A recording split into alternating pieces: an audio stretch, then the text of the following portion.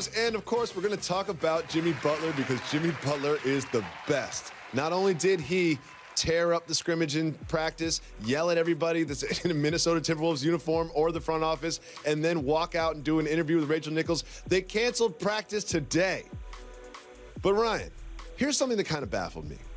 Apparently, the Timberwolves were working on a deal with the Rockets, and the Timberwolves asked for Eric Gordon, PJ Tucker, and some mix of draft picks. If you were the Rockets, would you trade Gordon, Tucker, and a couple picks or a pick for Jimmy Butler?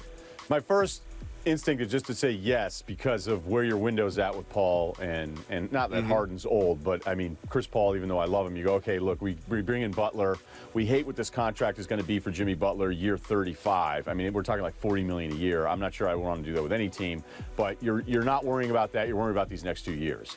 And on paper, whatever the picks ended up being with all the different protection, let's say it's sort of neutral and not some absurd unprotected thing down the road. Yep. The real hang-up in this isn't Gordon or the picks. It's that P.J. Tucker, for them, is incredibly important, especially the way they go small, and P.J. can defend such bigger players. I'd still probably do it, but I'd be worried after losing Ariza, also losing a guy like P.J. I think it's fair. Like, and Ba Mute, too. Like, one of the reasons they were so much better on defense last year because of Ba Mute, Ariza, and P.J. Tucker. And if you remove all of them, you start to have some struggles defensively. But I do like this. Clint Capella, Carmelo Anthony, Jimmy Butler, Chris Paul, James Harden. Like, that's a team of five that I could see going up against the Warriors, boogie or no boogie. However, you are going to give real minutes to Michael Carter-Williams and Gerald Green. And that's the part that kind of is like, if you start forecasting, like, ooh, well, great five, but it depletes your bench so much that you're, like, relying on Michael Carter-Williams to, like, do real basketball things in games.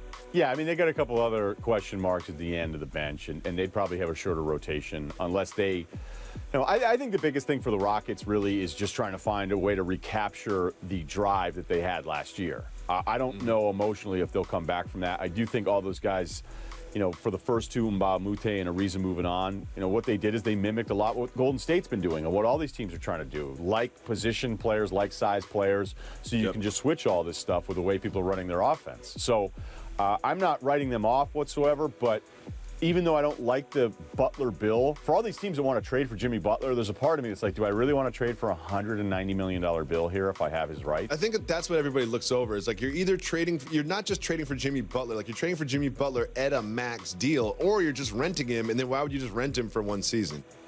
Yeah, I think Houston, if they look at that being the price tag, because I think, look, Eric Gordon's been terrific.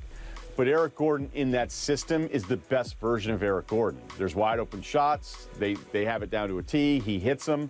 His drives are actually okay. Ryan, I'm getting some. It's time for news that matters.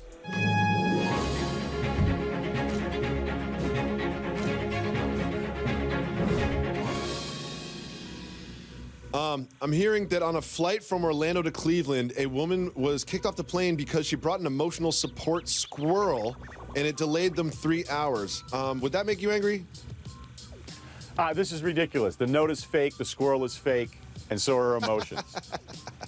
We'll be back tomorrow. Thanks to Marcus Spears and Ryan Russillo. We'll be back.